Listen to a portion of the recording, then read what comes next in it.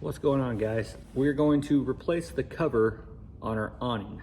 It should be really simple. I just wanted to show that you actually can replace it. We have really tested this OVS 270 awning as far as durability goes. I've smashed it into a couple trees. One is really notably was in the Mark Twain National Forest when this was on the Gladiator. I really leaned into this awning really hard.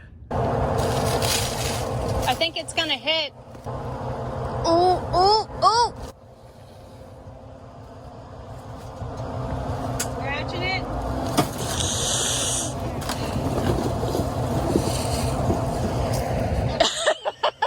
Actually, it's held up amazing.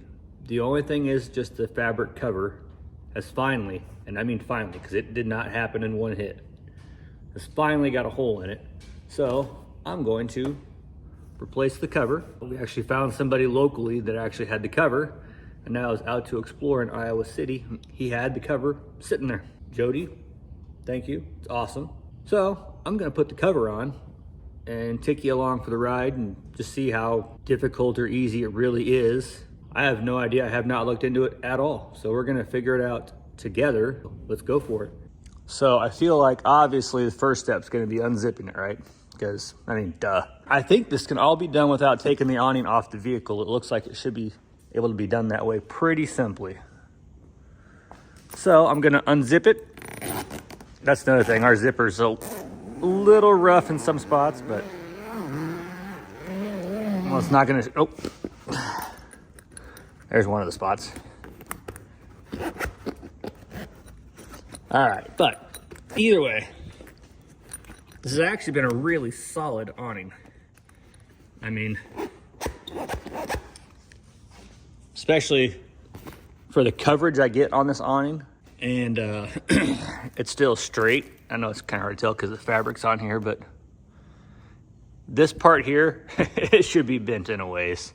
But anyways, I'm gonna pause the phone, get this unzipped. Got it opened up. Now you gotta undo the Velcro. Oh man, there that is. All right, so now that I'm actually looking to replace this cover, I'm paying attention, and it's got that bulb style, like what tents have, rooftop tents and stuff. So now it's just gonna have to slide in and out, which I could see being difficult on something this long. I could see this being kind of a task to do, because the channels are going to be full of dirt and, you know, stuff like that. So it's going to be a workout. Looks like you can pull it from either side.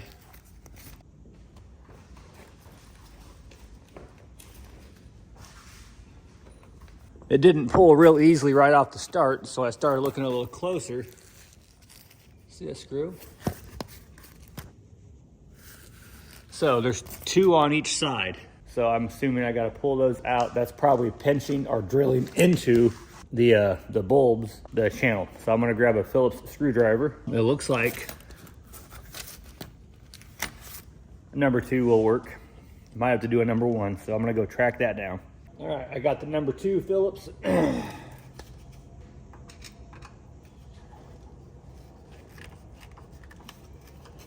See how long these screws are.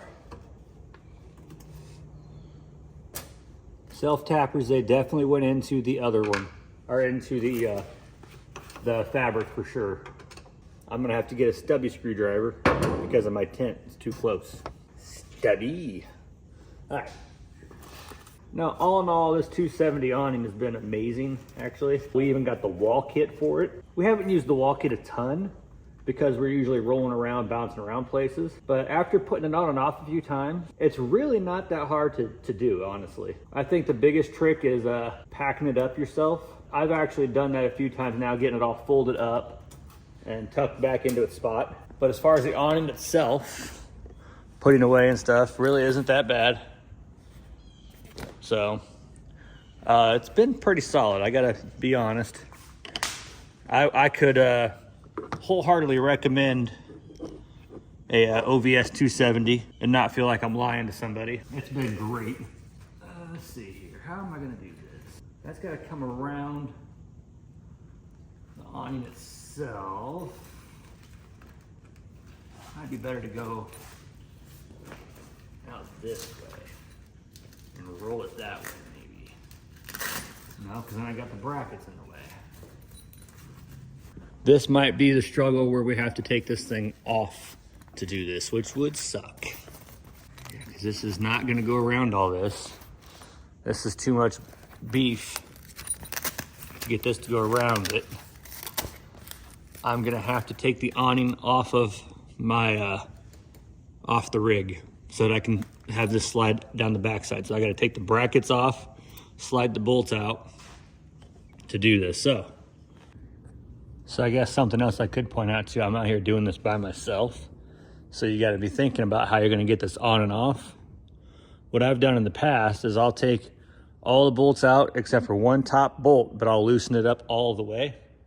The idea behind this is then I can grab the entire awning in the middle over there, pull it off towards the vehicle to get all these bolts out. This is the tricky bolt to get out, but you want it out of the bracket and then pivot it down. You can even go all the way down to the ground or way lower. But if you're on a pretty vehicle and you got your bed sides or your SUV doors and stuff, make sure you don't drag these down your vehicle's paint, obviously. Doing it like this, you got a lot of swing. I mean, you could really get it swung way out to clear your vehicle. And then you're not trying to hold this whole thing and do this. And then putting it on, I do the same thing. So I'll get it angled up, get one bolt in, put the nut on it, and then I can swing it all the way up and line them up. So now it's off. On both sides, they have these little rubber stoppers. You got to get pulled out so that you can pull the bolt out. And you just slide these out. This is also how you go about replacing your bolts as well. If you need longer ones or whatever, you know, shorter ones, it don't matter. So now I got to pull the rubber from underneath. I'm going to roll this to where it's sitting on the fabric. Try to get it to where it's sitting level because this is kind of round and stuff, you know.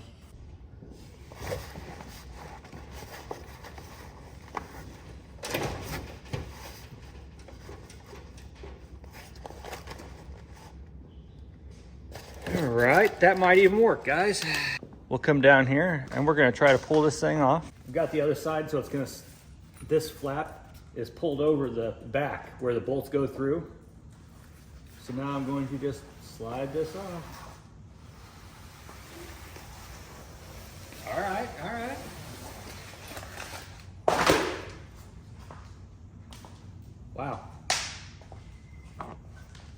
I expected that to pull through these a lot harder than what it did. Sweet. Now I'm gonna unfold this and make sure I get my label, the OVS label, back where it was.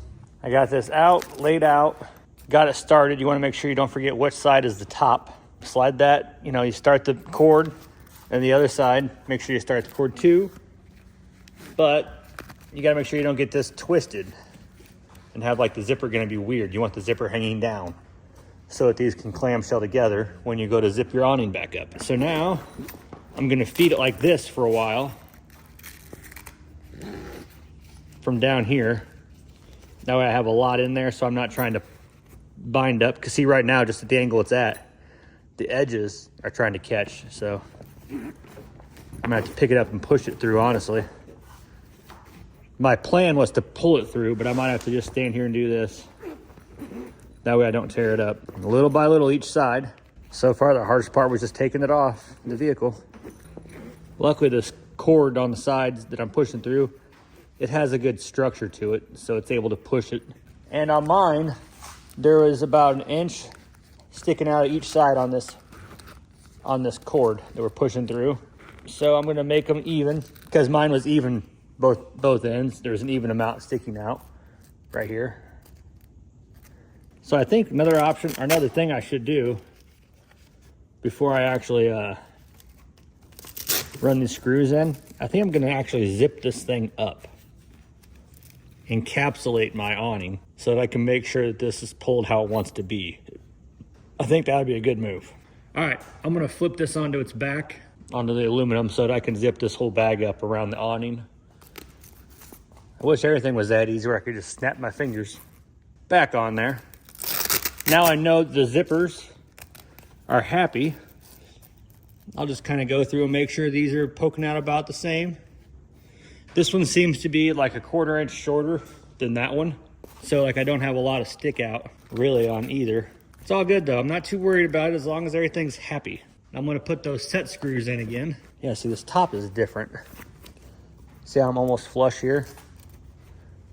So right now it's, I'm gonna assume the cover's cockeyed a little. The fact that it zips up easy, and I don't have any weird bulges on either side, it might end up, I might put the set screws in as it sits. So I can get it to go about even. But what about over here? All right, so that's gonna be how the top's gonna be on this replacement cover.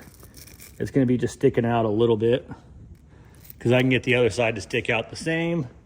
I just want it to be right, I want it to work. I'm gonna try to get the top set good, and then I'll just do the bottom after that.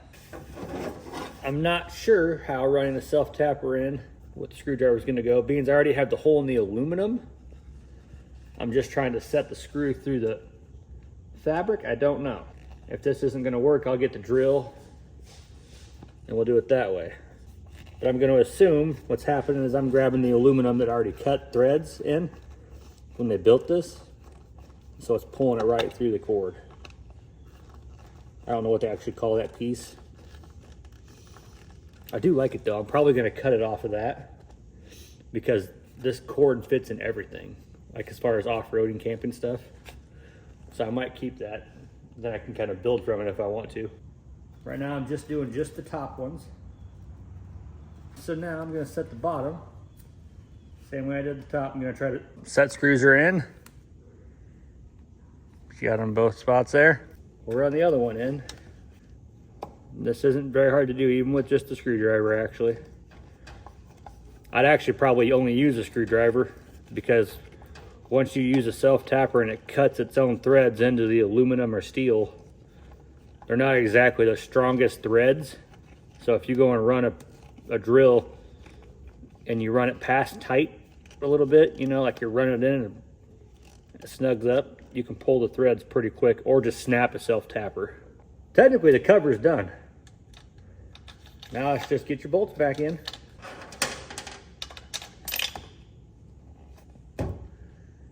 Well, don't do that. That's not gonna help me get the bolts back in, is it? Well, that fell on my cover. So now I gotta unzip the cover to retrieve the bolt.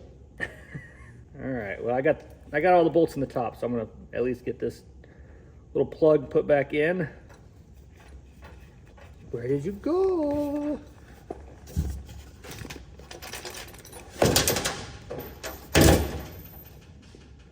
Oh man, you fall out, then you fall on the ground. Oh, God. Let's get this buttoned up before I lose this bolt again. So I'm gonna get these bolts slid out of the way and get this cover piece Velcroed on.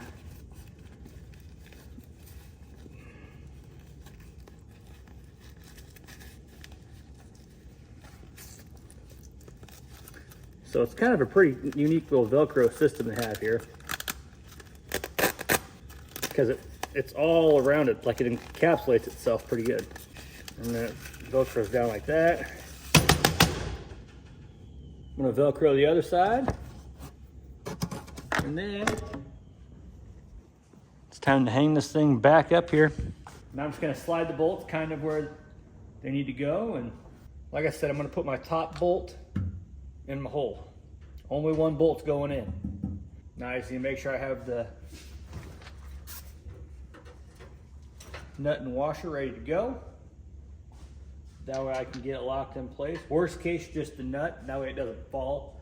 Then you can take the nut back off and put the washer on and the nut on after you get the rest of them secure. Okay, get up on the angle there like that.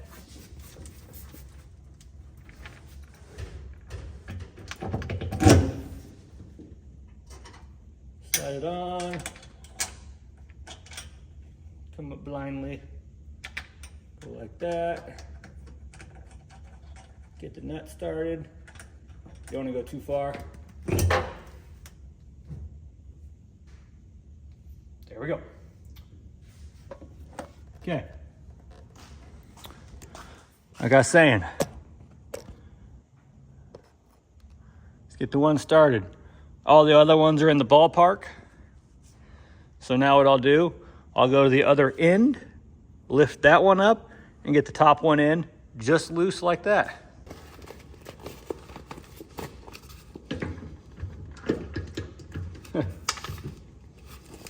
I did too good. I got the bolts lined up perfect. Doesn't happen very often.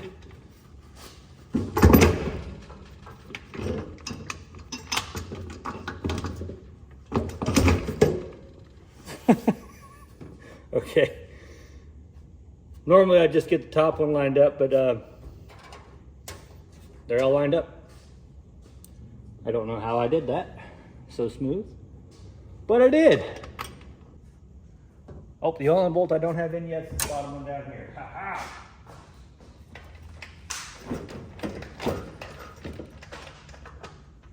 So the OVS hardware is a 13 millimeter nut.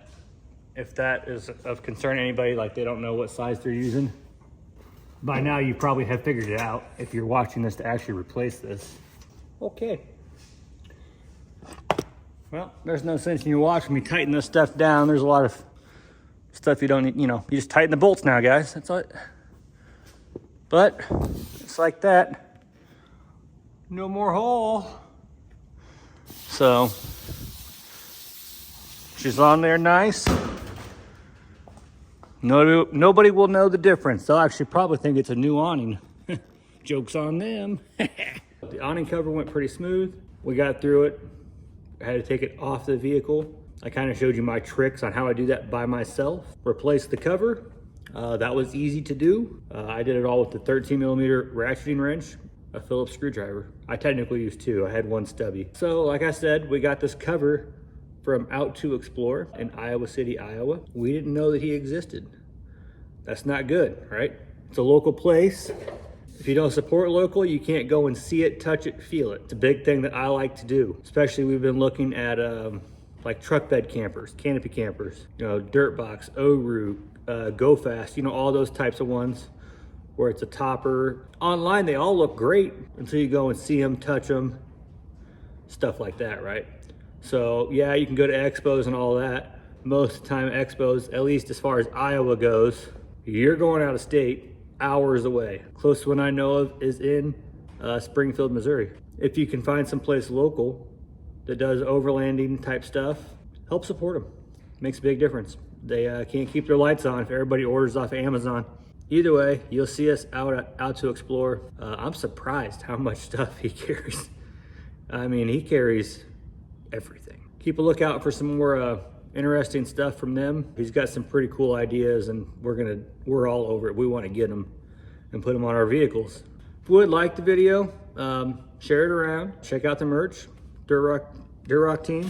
Yeah, I even washed it. Look at that. It actually handled a wash, no problem too, guys. And then if you want to support us, you can go to Patreon too. We appreciate it. We share all of our waypoints, routes, and all that stuff. If Patreon is not your thing, you can support us on youtube.com via the membership link from our channel. You will have access to special content, early releases, behind the scenes, and our waypoints via onyx.com the same way as our Patreon members do now. The pricing for the YouTube memberships is the same as Patreon. The only difference is YouTube is going to charge you sales tax. We'll see you on the next one, whatever it may be.